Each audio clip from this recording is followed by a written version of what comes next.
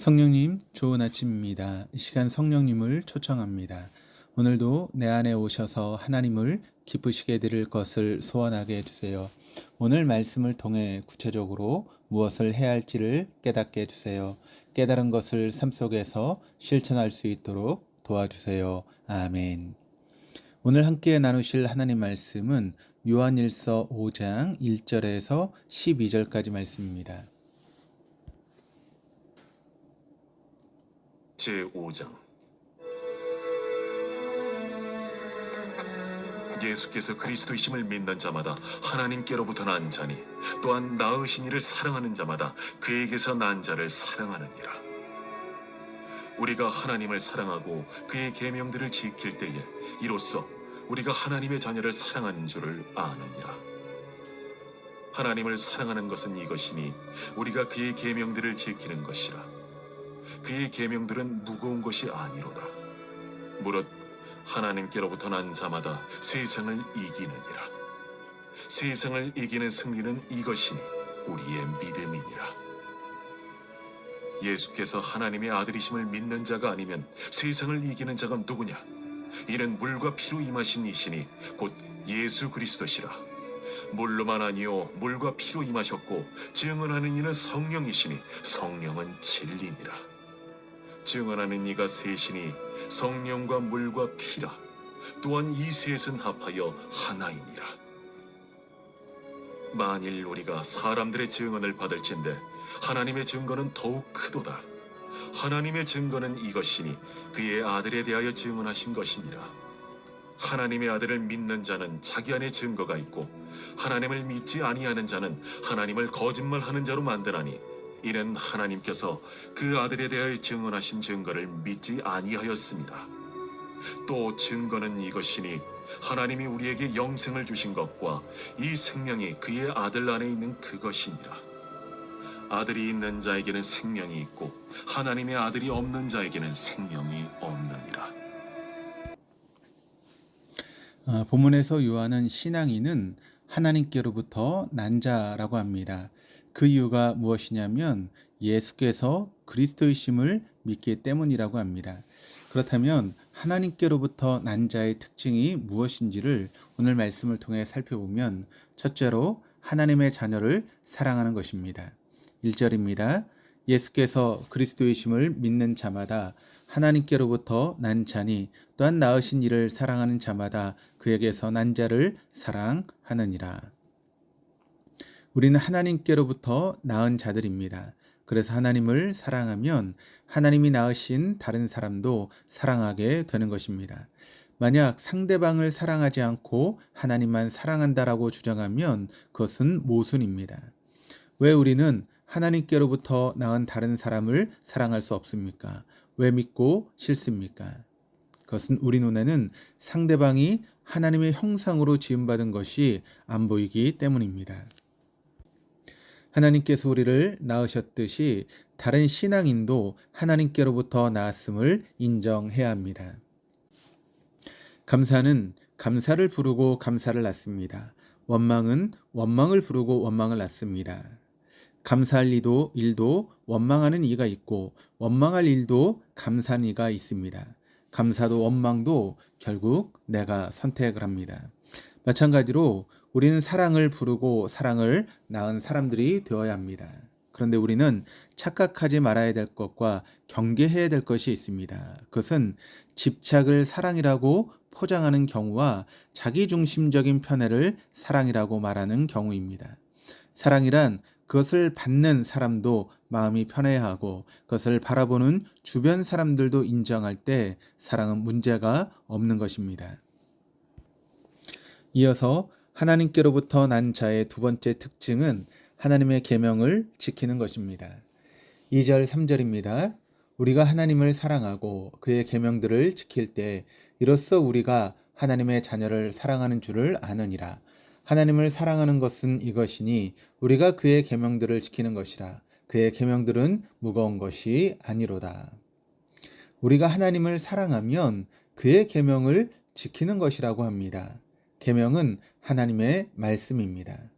본문에서는 십계명을 의미하는데 이 계명을 지키는 것이 결국은 하나님의 자녀들인 이웃들을 사랑하는 것입니다. 하나님의 계명을 지키는 길이 하나님을 사랑하는 길이지만 역으로 하나님을 사랑하면 그분의 계명도 지키는 셈이 되는 것입니다. 우리가 사랑하는 사람이 생기면 상대방을 자주 생각합니다. 상대방의 말을 귀담아 듣고 행동을 눈여겨봅니다. 또 상대방의 말과 행동 하나하나를 가볍게 여기지 않고 의미를 부여합니다. 무엇보다 상대방이 싫어하는 언행을 내 스스로 하지 않도록 노력합니다. 이유는 무엇입니까? 상대방의 마음이 흡족해지기 위해서입니다. 마찬가지로 하나님을 진실로 사랑하면 하나님의 말씀을 가볍게 듣지 않고 기억하며 하나님이 싫어하시는 언행을 하지 않도록 노력하게 됩니다. 왜냐하면 하나님의 마음을 흡족해 드리기 위해서입니다. 그런데 요한은 이 계명이 무거운 것이 아니라고 합니다. 여기서 무겁지 않다라고 하는 뜻은 가혹하거나 큰 부담이 되지 않는다라고 하는 것입니다. 사랑하면 자발적으로 모든 것이 이루어집니다. 또 모든 것이 자연스럽게 발생합니다. 마치 감기에 걸리면 열이 나고 기침을 하는 등 여러 가지 증상이 나타납니다. 감기 증상이 나타나도록 노력하지 않아도 알아서 자연스럽게 감기의 증상이 나타납니다. 십계명을 생각해 보십시오. 하나님을 진실로 사랑하면 우상을 섬기지 못합니다. 여호와 이름을 망령되이 부르지 못합니다. 안식일을 지킬 수밖에 없습니다. 부모를 공경할 수밖에 없고 살인과 간음, 도둑질, 거짓 증거를 할 수가 없는 것입니다. 자발적으로 자연스럽게 지키게 됩니다. 이런 이유로 요한은 계명이 가혹하고 무겁지 않다라고 하는 것입니다. 이어서 하나님께로부터 난 자는 세 번째 특징은 세상을 이기는 것입니다. 세상을 이기는 비결은 다름 아닌 믿음입니다.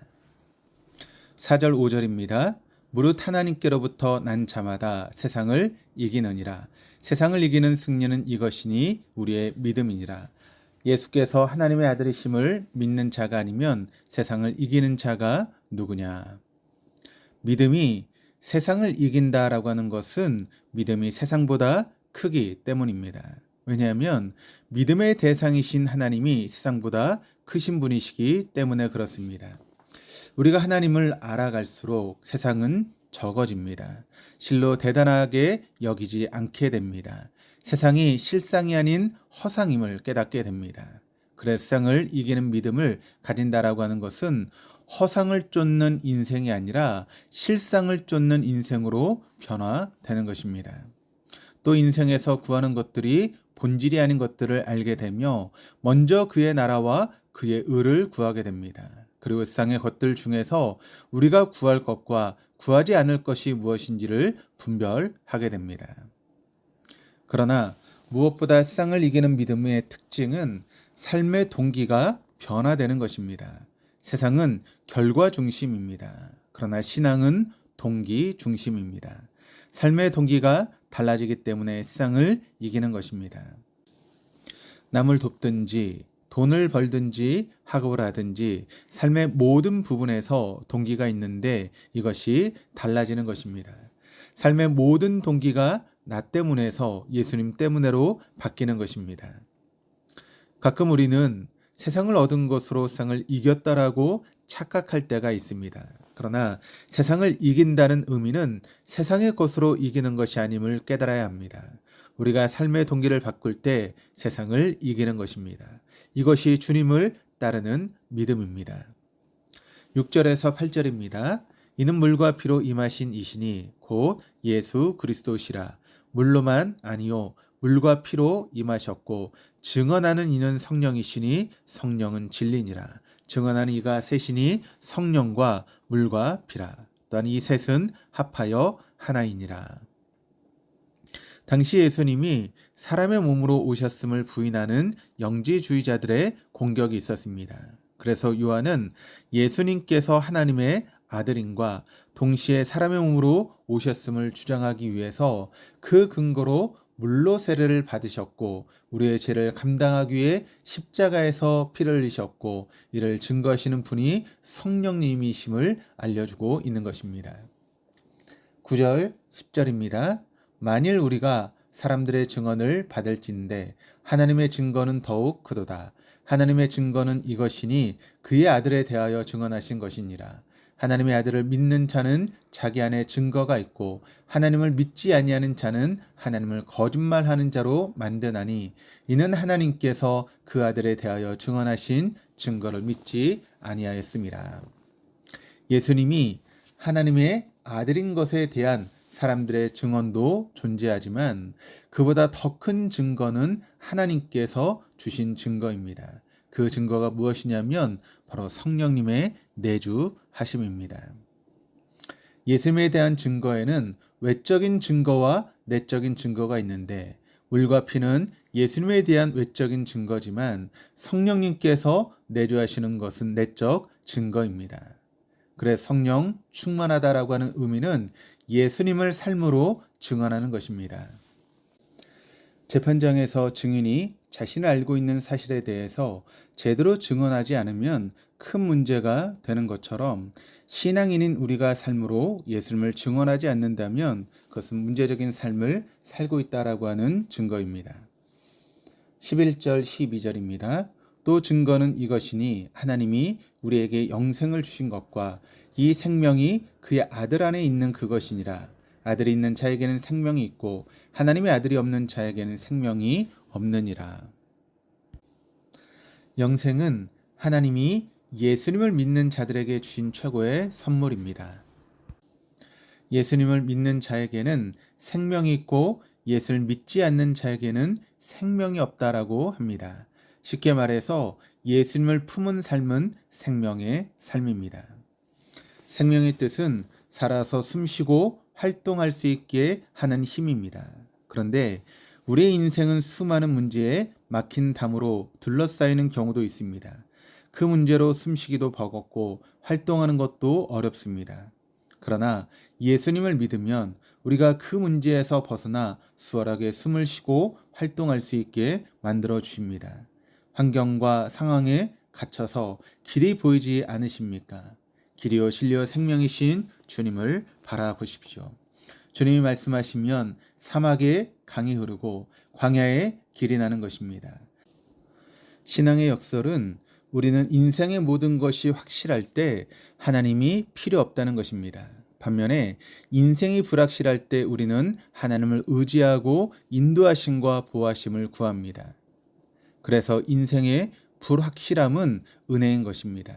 미래를 알게 되면 우린 충실하게 살 이유가 없어집니다. 오늘 하루도 우리를 친구 삼아 주시며 숨쉬는 생명을 주시는 예수님을 의지하고 하나님께로부터 난 자로 신실하게 살아가시기를 주님의 이름으로 축원합니다. 기도하시겠습니다.